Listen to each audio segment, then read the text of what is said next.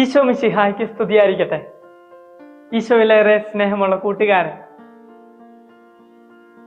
തന്നെ അനുഗമിക്കുവാൻ ആഗ്രഹിക്കുന്നവൻ തന്നെ തന്നെ പരിത്യജിച്ച് തന്റെ കുരിശ് വഹിച്ചുകൊണ്ട് എൻ്റെ പിന്നാലെ വരട്ടെ. ക്രിസ്തുവിനെ പിന്തുടരുവാൻ ആഗ്രഹിക്കുന്ന എല്ലാവർക്കും ക്രിസ്തു നൽകുന്ന ഒരു നിർദ്ദേശം ഇപ്രകാരമാണ്: അവനെ അനുഗമിക്കുവാൻ ആഗ്രഹിക്കുന്നവർ തങ്ങളുടെ സ്വന്തം കുരിശ് എടുത്തുകൊണ്ട് അവന്റെ പിന്നാലെ അവന്റെ കാൽവരിയിലേക്ക് നടന്നു കയറുക. നമ്മുടെ ജീവിതത്തിന്റെ ക്ലേശങ്ങളും വേദനകളും എല്ലാം ചുമന്നുകൊണ്ട് ആ കാൽവരിയിലേക്ക് നടന്നെടുക്കുക.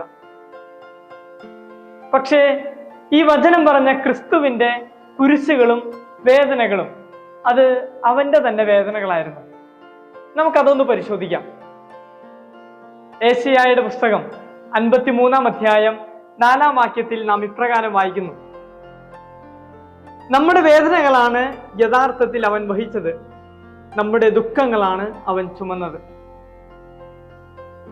വചനം പറഞ്ഞ ക്രിസ്തു അവൻ വഹിച്ചതും അവൻ ചുമന്നതും നമ്മുടെ വേദനകളും നമ്മുടെ ദുഃഖങ്ങളുമാണ്. ഇതുവഴി ക്രിസ്തു നമ്മോട് പറയുന്ന ഒരു ചിന്ത ഇപ്രകാരമാണ്: നിന്റെ സഹോദരങ്ങളുടെ, നിന്റെ കൂട്ടുകാരുടെ വേദനകളും ദുഃഖങ്ങളും എന്ന് നിന്റേതായി മാറുന്നോ, അന്ന് നീ യഥാർത്ഥത്തിൽ ഒരു ക്രിസ്ത്യാനിയായി മാറും, ക്രിസ്തുവിനെ അനുഗമിക്കുന്നവനായി മാറും. ഇങ്ങനെ മറ്റുള്ളവരുടെ വേദനകളെ, അവരുടെ ദുഃഖങ്ങളെ, അവരുടെ മുറിപ്പാടുകളെ സ്വന്തം ജീവിതത്തിലേക്ക് പകർത്തിയ ഒരു വിശുദ്ധനാണ് വിശുദ്ധ യൗസേപ്പ് പിതാവ്. കല്ലെറിഞ്ഞു കൊല്ലുവാൻ പോലും യോഗ്യതയുള്ളവളായിരുന്നു പരിശുദ്ധ കന്യകാമറിയം.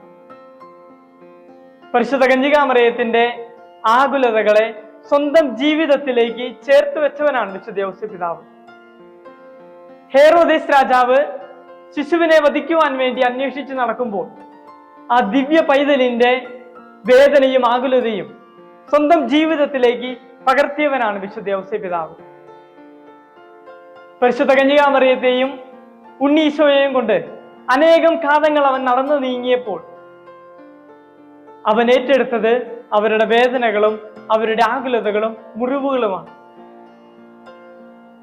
മറ്റുള്ളവരുടെ മുറിവുകളും വേദനകളും അവരുടെ ആകുലതകളും നമ്മുടെ ജീവിതത്തിലേക്ക് പകർത്തി എഴുതിക്കൊണ്ട് ഒരു യഥാർത്ഥ ക്രിസ്ത്യാനിയായി ജീവിക്കുവാൻ നമുക്ക് പരിശ്രമിക്കാം. തന്റെ മക്കൾക്ക് വേണ്ടി രാവന്തിയോളം പണിയെടുക്കുന്ന നമ്മുടെ അപ്പച്ചന്മാരുണ്ട്. നമുക്ക് രോഗങ്ങൾ വരുമ്പോൾ തങ്ങളുടെ ഉറക്കം പോലും നഷ്ടപ്പെടുത്തിക്കൊണ്ട് നമ്മളെ പരിപാലിക്കുന്ന, നമ്മളെ ശുശ്രൂഷിക്കുന്ന നമ്മുടെ അമ്മമാരുണ്ട്. ഇവരെ നമുക്ക് സ്നേഹപൂർവ്വം പ്രാർത്ഥനയോടെ ദൈവസന്നിധിയിലേക്ക് സമർപ്പിക്കാം.